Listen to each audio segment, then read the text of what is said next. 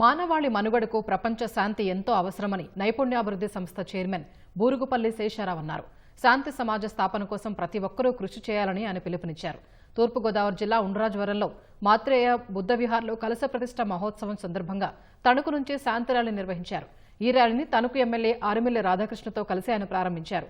ర్యాలీలో దేశంలోని వివిధ ప్రాంతాల నుంచి వచ్చిన బౌద్ధ భిక్షువులు, శిక్షణ పొందుతున్న వారు, బౌద్ధమత ప్రేమికులు, అంబేద్కర్ అభిమానులు పాల్గొన్నారు.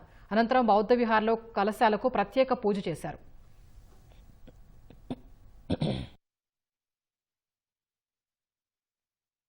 మాదిరిగానే మన ఉండ్రాజవరం గ్రామంలో మనం ఒక బౌద్ధరామాన్ని నిర్మిస్తూ ఉన్నాము. దానిలో భాగంగా ఈ రోజు ప్రపంచ శాంతిని కోరుకుంటూ ఈ రోజు ఈ శాంతి ర్యాలీని నిర్వహిస్తూ ఉన్నాము. ధర్మాన్ని నిర్వర్తించడానికి కానీ సమాజ నిర్మాణాన్ని కొనసాగిస్తానికి కానీ భవిష్యత్ తరాల యొక్క ఆకాంక్షల్ని నెరవేర్చడానికి కానీ మరి ఈ బుద్ధిజం అన్నది చాలా ముఖ్యమైనటువంటిది. ప్రతి ఒక్కరూ కూడా ధర్మాన్ని పాటిస్తూ ధర్మాన్ని కాపాడాలనేది మనకి బుద్ధుడు ప్రబోధించింది.